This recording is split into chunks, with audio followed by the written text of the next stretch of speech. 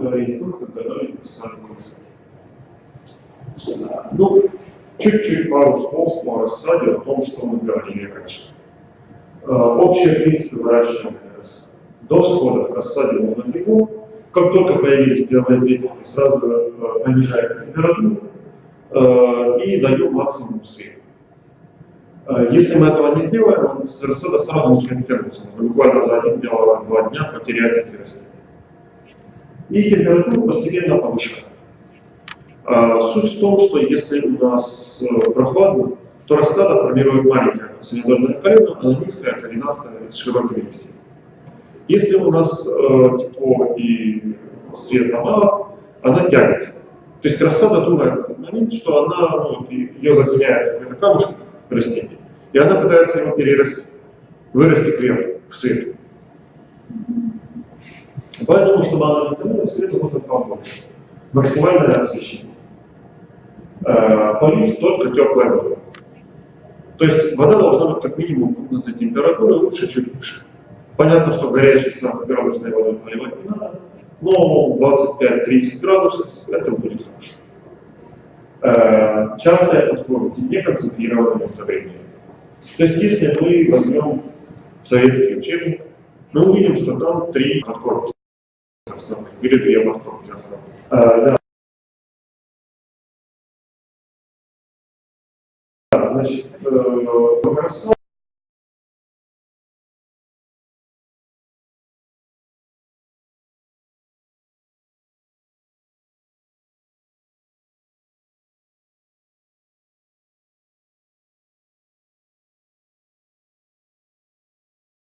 проводится, когда рассада в таком состоянии, когда у нее формируется первый настоящий лист. И в это время имеет смысл давать фосфор, и имеет смысл давать ему в крошечной концентрации. Получается это 5-10 граммов на 10 литров или полграмма грамм на литр. Почему на литр? Потому что в это время рассада маленькая, сильно поливать ее не нужно. Первую подкормку можно делать, как только появился первый настоящий листик. Следующая подкормка. 13. Ну, высокофосфорная. Следующая подкормка проводится, когда у нас рассада начинает активно расти. То есть вот у нас уже у огурцов 2-3 настоящих листа. И вот с появлением второго, третьего настоящего листа имеет смысл проводить вторую подкормку. Для таких растений это обычно не последняя подкормка.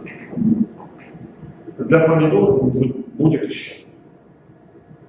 В это время мы видим, что нам нужно много азота. И уже значительно меньше фосфора. Это нужно для того, чтобы растения сформировали хорошую листовую массу. И концентрацию, вы видите, мы повысили. Значит, дальше мы через неделю можем дать в нашей рассаде какую-то органику. Потому что можно, конечно, посадить рассаду на чистую минералку, но стоит это делать, это портит почву, растения, приученные только к минеральным удобрениям, будут хуже усваивать питание из почвы. И нам есть смысл дать что-то не минеральное.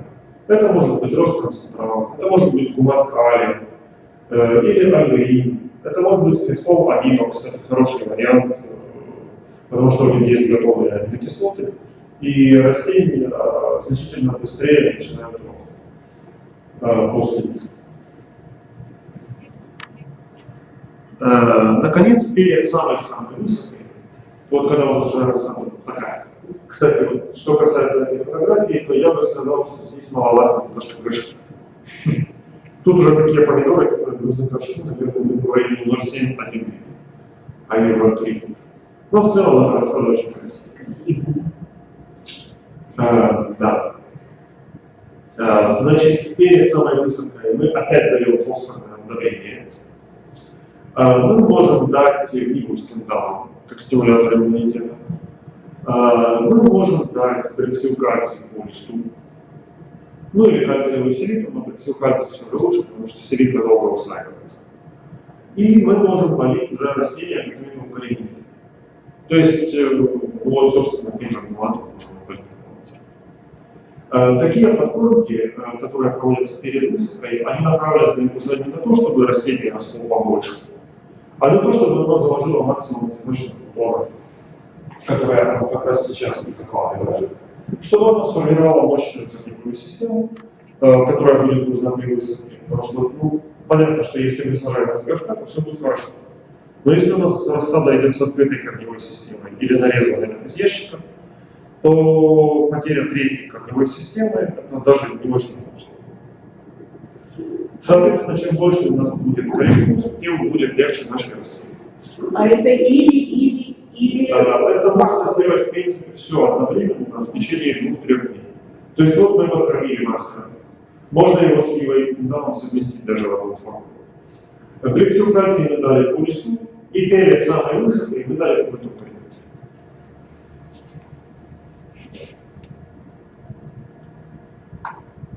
Сразу после высадки, это значит не в первый-второй день, а когда у нас рассада тронулась и начала расти.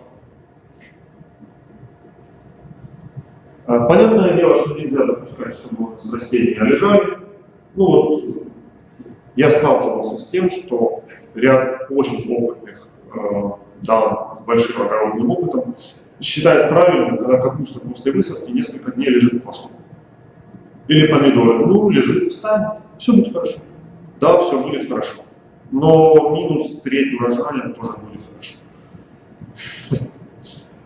Поэтому, как только рассада устроится в рост, это может быть через день, через 2 дня, это сразу заметно.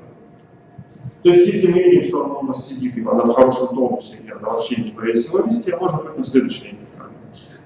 Мы даем удобрение, опять же, с большей долей азота. Ну вот здесь я, как пример, привел мастер 320 или плантофол, который можно дать по листу. Мегафол – это антистресс. Он никогда не будет лишним для нашей расы.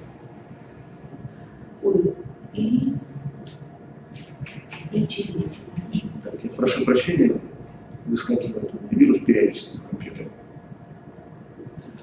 Плантофол по листу, да, плантофол по листу, мегафол тоже по листу. Они с плантофолом хорошо совместимы в одной баковой смеси. И, наконец, крайне желательно сразу после высадки рассаду притянуть. Это может быть агроволокно. Это может быть, господи, это может быть овощной решетчатый ящик черный, который вы поставили просто на ваши растения. Там у нас такие плантации, что такое это ящик. Это могут быть дубки с агроволокном. Это могут быть, ну что любые подручные материалы. И если вы это сделаете, то рассада будет приживаться моментом лучше. Понятное дело, что нужно высаживать растения в тщательно пролитой ямке. То есть на уровне мы выкопали ямку, заполнили водой, дали впитаться, еще раз заполнили водой, дали впитаться. И вот в эту грязевую жижу мы сажаем нашу рассаду. Это касается растений и с открытой, и с закрытой корневой системой. Ну, с закрытой корневой системой, как вы видите, капуста, собственно, корневая система такая, как она заполняет весь кубик, и внизу она уже летится. Если она сильно перепутана, и кончики корней начали отмирать, имеет смысл чуть-чуть разорвать пол снаружи, распутать кончики корней, чтобы они не росли внутрь, а росли наружу. И самое главное, это добиться плотного контакта почвы с корнями. Потому в жижу сажаем.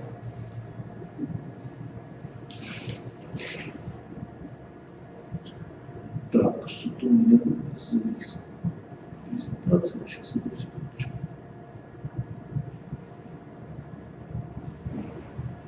Значит, по поводу внекорневых подкормок. Внекорневые подкормки рассады – это отдельная совершенно тема. Мы говорили в первую очередь до этого о корневых подкормках. То есть полив растворами под корень.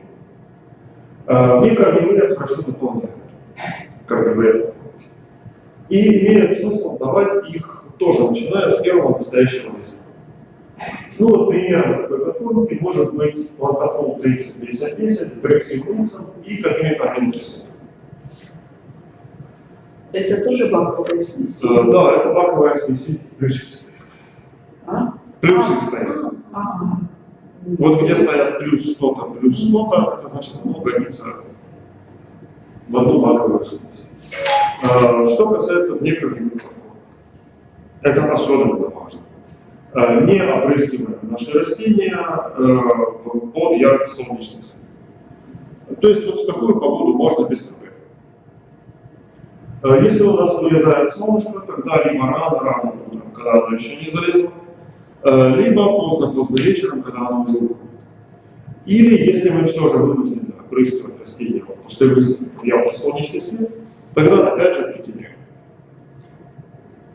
Потому что если на мокрые листья с капельками воды начнут попадать солнечные лучи, то можно поймать ожог листьев рассады. Это не смертельно, но опять же это минусы в развитии и в урожае. А что делали на лесу?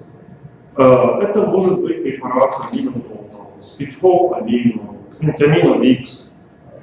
То есть препарат с растительными аминокислотами. Амино-викс? Викс. Викс. Амино-викс, аминокислоты с... Так, значит, дозировки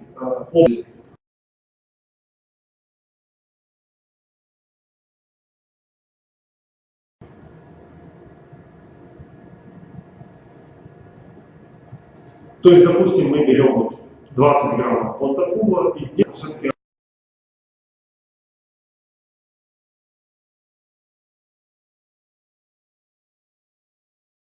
рассада, у нее нежные листья, и можно их обжечь. Значит, лучше всего проводить, опять же, внекорневые подкормки тогда, когда у нас растение может активно их усвоить и активно расти. Вот сейчас, когда погода холодная, нет смысла их подкармливать по лесу. Холодно, низкий обмен веществ у растений, они просто их не усвоят. Зато когда будет 20, у нас растения активно растут, это будет самое то, что если мы опрыскиваем какие-то растения очень пушистые, ну вот пушистый сорт томатов какой-то у нас есть, или баклажаны, скажем, или мы, скажем, капусту опрыскиваем, которая восковая оболочка на месте, тогда нужно обязательно добавлять перепад. А если мы взяли плантофол, то в его составе прилипатель уже есть. Если мы брали не плантофол, а другое удобрение, то нам приходится брать еще и перепад. Следующий очень важный момент – это закаливание рассады. Закаливание рассады – это ее постепенное приучение к условиям открытого грунта. То есть, если мы нашу рассаду, которая жила, особенно в квартире или в доме, сразу быстро выбросим на улицу, где сухо, где дует ветер, где яркое солнце, не затененное стеклами с отражающим покрытием, которое половину света отъедает, резкие колебания температуры суточные, да еще половину крови не оборвали, то такой рассаде будет очень печально, она будет переживаться заметно хуже. Поэтому имеет смысл постепенно приучить ее к таким условиям. Рассаду имеет смысл выносить погулять. Сначала на 2 часа, где-нибудь, чтобы солнышко было не очень ярким. Потом совсем хорошо на следующий день вынести на 4 часа. Потом на 6, потом весь день она уже на улице стоит. Только на ночь ее занесли несколько раз. Пару дней перед высадкой можно оставлять их на ночь, если не ожидается заморозка. Отличная идея, если у вас есть необогреваемая теплица, то когда температура начинает позволять, то есть нет заморозков, которые будут пробиться в теплицу, просто переселите все в теплицу и не мучиться больше. Что мы сделали? Ну да, то есть если там будет очень холодно, как сейчас, вторым слоем агрового окна просто накрыли, сделали теплицу в теплице, и тоже все будет хорошо. Значит, обычно на закаливание рассады перед высадкой требуется около недели, если все делать вообще как надо. Но хотя бы дня 2-3, то есть если не получается всю схему сделать, ну хотя бы вынесли первый день чуть-чуть на пару часов, второй день на полдня, и третий день уже оставили.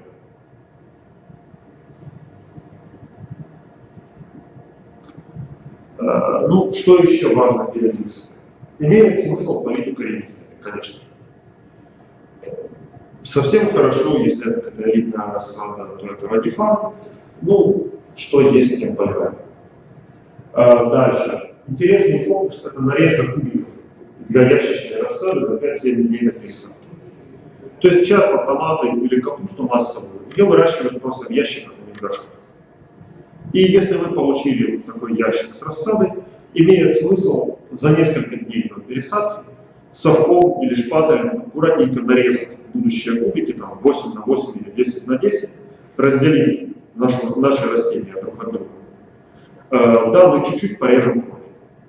Но, во-первых, у нас будет хорошо выниматься корневой куб, а во-вторых, за пару дней оно успеет восстановиться, подживить траву, и сама пересадка пройдет заметно легче. То есть мы просто как бы намечаем будущие точки, на которых мы выкапываем нашу рассаду. За несколько дней до пересадки немного сокращают полив. Это нужно для того, чтобы притормозить рост растения и чтобы оно немножечко укрепилось, то есть чтобы у него ткани были не такие сочные и нежные, а были более плотные и устойчивые к потерям влаги. И при пересадке, ну вот желательно утром перед пересадкой или вечером перед пересадкой рассаду полить теплой водичкой, не обильно. Так, чтобы ком у нас был влажный, но не мокрый. То есть идеальный вариант почвы, если вы ее взяли в руку, да, она лепится, в комок лепится, но вода при этом из комка не течет. Вот такая будет пересаживаться лучше всего. И слишком сухой, можно, если это слишком тяжелая почва, то она будет очень плохо копаться. Если это слишком песчанистая почва, то она будет просто обсыпаться с корней. Ну, это чаще бывает, кстати. То есть торф или песок, или однокомлетная, много рыхлая почва, у нас сухая, просто осыпается. Это не критично для всех баклажанов, согласен. Но плохо. И если она будет слишком мокрая, то мы опять же будем вынимать наши растения с голыми корнями, оставляя почву в горшке. Ну, собственно, на этом все.